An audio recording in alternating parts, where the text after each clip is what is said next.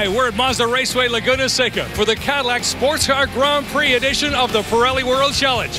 On the Monterey Peninsula, the revs come up. We are green. We are underway. Oh, Jason Dascalos absolutely stalls, middle of the pack.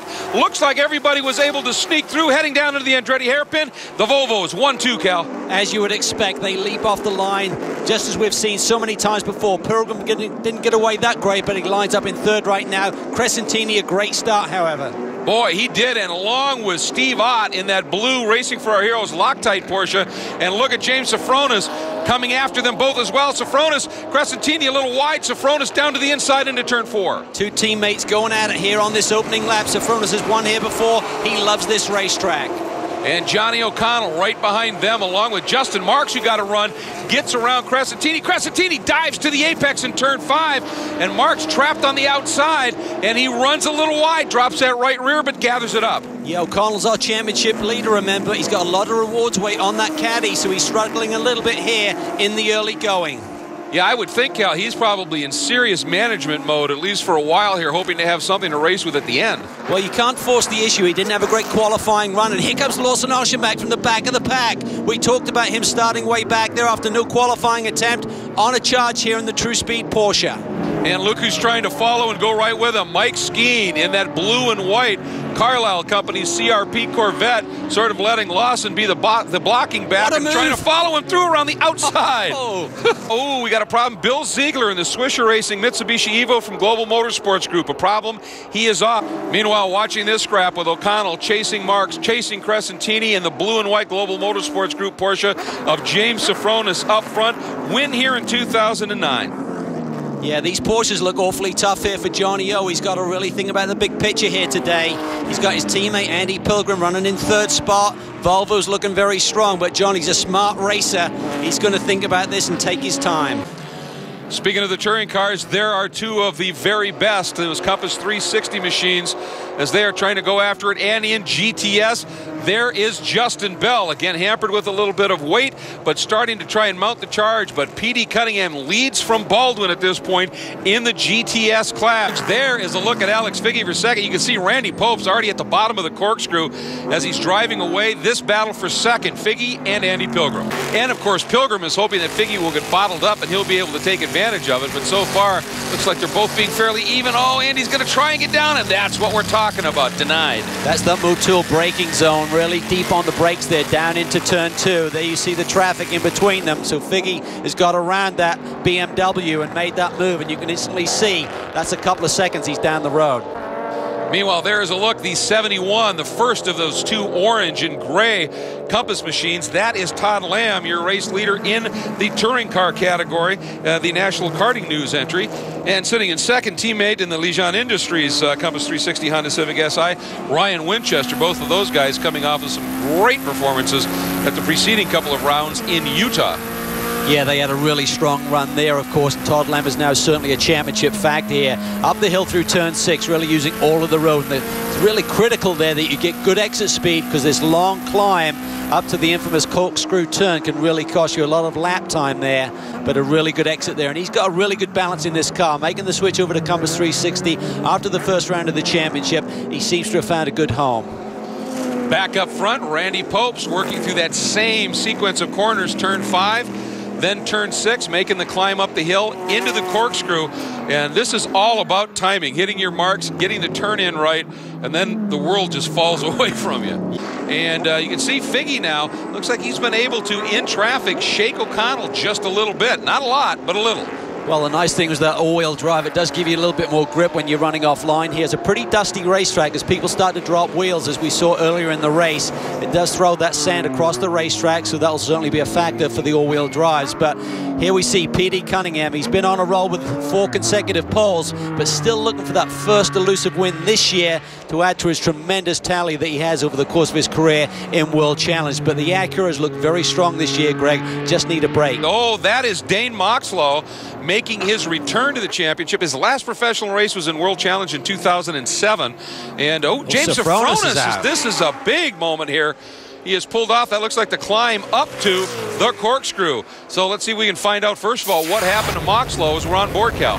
Yeah, this is into turn 6, and Just goes for ride there. That is a big head-on impact there. It's a very fast corner.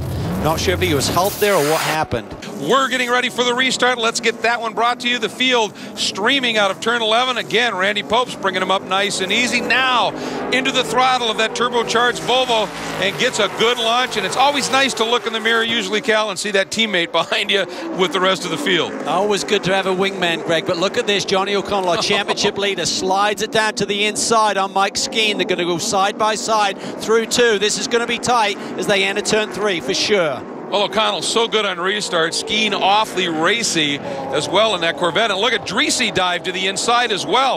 On board with Aschenbach as he continues to race up through the field. He needs points. He needs points badly. He missed the last round at Miller. He didn't qualify here, so he had to start from the back. But he is on a charge right now in that True Speed Porsche. Slides it down the inside on Art. Takes the position. Nicely done. That's a great overtaking area. Oh, and look at Ott dropping that right rear, stirring up some of that dust, blows back onto the track. I'll tell you what, Johnny O'Connell has now gapped some of those Porsches behind him. Dreesy got, massive crash here on the front stretch. That's Justin Bell involved. And Tristan Herbert as well, 2 of the major players in both of the GTS and touring car categories. Let's go back on it here, Cal. Here we see JB coming on this front straightaway. He's over on the grass there. Ooh! Just got loose coming off that corner and just nosed it into the tires. And I'm assuming Herbert was to his left, trying to take evasive action. Let's check it out from Herbert's on board. See Justin dives down to the inside, clips that inside curve, just runs wide as he's on the power. Massive impact with that wall. And nowhere for Tristan to go either. It just came back across. Looks like he ran a little wide. I wonder if he got out in the gray stuff and just snapped the rear around. There's another car there in the mix. I don't think he got bumped. I think it was just powered down and just turned him. That is a big one. Yeah, it was. That's good to see. Justin sitting outside of the window in the car, and he's just trying to, I think, undo some of the cabling that connects the radio and the drinks tube and everything, and he's crawling out. Well, the ups and downs of the racing season. I mean, started the season with 2 wins at St. Pete, 2nd place at Long Beach. Didn't have a good run at Miller. There you see him on the wall, probably just winded. That was a massive impact, Greg. It certainly was. So looks like he is just trying to catch his breath. Herbert is okay. Back at the Cadillac Sports Car Grand Prix for the Pirelli World Challenge. The caution has been cleared up. We are about to go back to green once again as we're closing in on the end of this one. Popst, Figge, and then, of course, Andy Pilgrim. And look at Lawson Aschenbach already up to 4th. And look at the move again by Johnny O'Connell as he timed it, we hope, beautifully and didn't jump it, trying to get any kind of a jump he can. Skeen, again, right with him. And Ott was able to get back around Skeen. Some great battling going on, Cal. There is, but Skeen takes that outside route around turn 2 and makes it stick there on the... There you see him there looking for the inside of Ott. He's not close enough, so O'Connell tried that move, anticipated the start perfectly, but not enough. Skeen getting a run as Ott dropping that left rear down at the bottom of 10. Not quite there. Ott staying out wide, though, and for a second it looked like Skeen might have him. Yeah, I think he thought that Skeen was going to force the issue, and he gave him a little bit of room there, so good, clean racing between these guys. Now, Steve Ott's done a great job here today, but up front, we've not seen much of him. Randy Post has been in dominant form. He had the pole position, his 3rd one here, and now he's looking for his 3rd win at Mazda Raceway. Look at the gap he's got on his teammate, but the K-Pax Volvo's really, really strong here this weekend.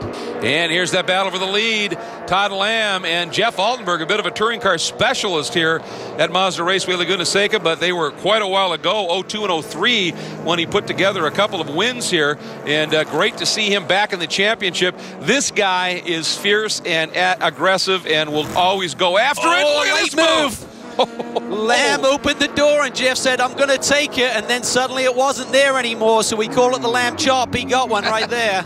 And P.D. Cunningham once again looks in the mirror and sees Baldwin in that Hot Wheels car.